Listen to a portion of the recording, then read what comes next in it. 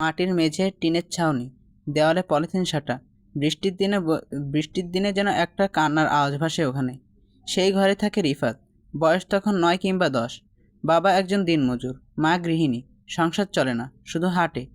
তবু রিফাত স্বপ্ন দেখে একদিন সে অনেক বড় হবে। গ্রামের মাটির উপর দাঁড়িয়ে তার মা যেন গর্ব করে বলতে পারে, আমার ছেলে। রিফাত স্কুলে যায়, হেঁটে প্রায় 4 কিলোমিটার। পায়ে স্যান্ডেল নেই, টিফিনে কিছু নেই, কিন্তু চোখে একরাশ আলো।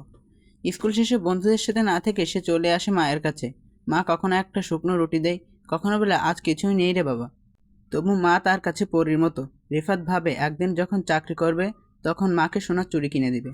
সন্ধে হলেই বাবার গলা শোনা যায়, রিফাত বই খোল, বড় হবি, না হলে এই কষ্ট তোর সন্তানও পাবে।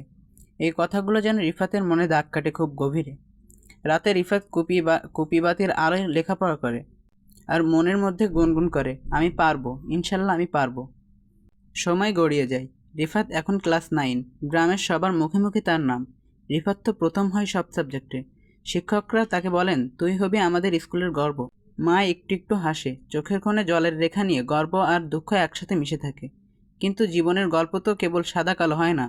একদিন হঠাৎ বাবার শরীর খারাপ হয়ে পড়ে। একবার দুবার না, অনেকবার জ্বর আসে, চলে যায়। তারপর একদিন এসে থেমে যায় সব কিছু। বাবা আর ফিরে যায় না মাঠে, কাজে। ডাক্তার বলে লিভারের সমস্যা, হাসপাতালে নিতে হবে। মায়ের চোখ ফাঁকা হয়ে যায়। রিফাত বোঝে এবার হয়তো তাদের বাড়িটাও বিক্রি হয়ে যাবে। একদিন রাতে মা বলল, রিফাত তুই এবার স্কুল বাদ দিয়ে একটু কাজ ধর, বাবার ওষুধ আনতে হবে। কথাটা যেন এক ঝটকায় সব স্বপ্ন গুড়িয়ে দিল। রিফাত চুপ করে বসে রইল, বইয়ের পাতা বন্ধ করলো না, কিন্তু চোখের পানি খুলে দিল। পরের দিন স্কুলে যায়নি সে, বাজারে গেল।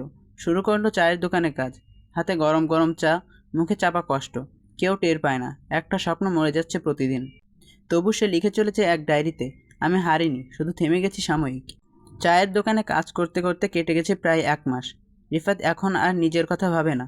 বাবার জন্য ওষুধ কেনা, মায়ের মুখে হাসি রাখাটাই তার জীবনের মানে। একদিন সন্ধ্যায় দোকান বন্ধ করে ফিরছিল বাড়িতে, তখন সে দেখতে পেল স্কুলের প্রধান শিক্ষক তাকে খুঁজতে এসেছেন। রিফাত, তোর জন্য একটা চিঠি এসেছে, ডাকঘর থেকে আমার কাছে দিয়েছে। চমকে ওঠে সে। চিঠি? কে পাঠাবে তাকে? চিঠিটা খোলে, ভিতরে লেখা, রিফাত তুই হারতে পারিস না, একদিন তোকে অনেক বড় হতে হবে। আমি দেখেছি তোর চোখের স্বপ্ন, তুই হাল ছাড়িসনি।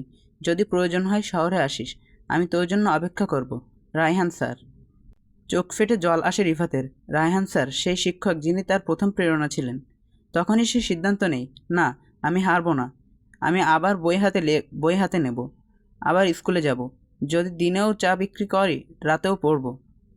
রাতটা যেন তার ডায়েরিতে নতুন করে লেখা হয়। আজ একটা নতুন শুরু হলো, একটা শেষ চিঠি, যেন আমার জীবনের শুরু চিঠি হয়ে গেল। রিফাত এখন অনেকটাই বদলে গেছে। প্রতিদিন সকালে উঠে দোকানে যায়, বিকেল পর্যন্ত কাজ করে, আর সন্ধ্যা থেকে গভীর রাত পর্যন্ত পড়ে। মা প্রথমে রাজি ছিলেন না, বলছিলেন তুই এখন সংসারের ছায়া, তুই গেলে আমরা চলবো কী করে। রিফাত হেসে বলছিল, মা আমি যাচ্ছি তোমাদের ভালো রাখতেই। যদি সফল হতে পারি তখন আর কষ্ট থাকবে না। শেষমেশ মা চোখের জল মুছে রাজি হলেন। শহরে যাওয়ার দিন ভোরবেলা বাবা তাকে ডেকে নিয়ে বললেন, তুই আমার গর্ব রে, গরিবের ঘরে জন্ম হয়েছে বলে হাল ছাড়বি না। বড় হ, সব হারিয়ে যেন একদিন সব ফিরে পাওয়ার মানুষ হ। হাতে ব্যাগ, মনে স্বপ্ন, আর পকেটে মাত্র 300 টাকা নিয়ে রিফাত রওনা হয় শহরের দিকে। রায়হান স্যারের ঠিকানা ছিল একটা হোস্টেলের, শহরের এক কোণে। সেখানে পৌঁছে রিফাত দরজায় কড়া নাড়ল। দরজা খুললে একজন শিক্ষক বের হলেন। তুমি রিফাত? স্যার তোমার কথা বলছিলেন, এসো, তোমার জন্য জায়গা রাখা আছে। প্রথম রাতটা হোস্টেলের ছাদে চুপচাপ বসেছিল রিফাত।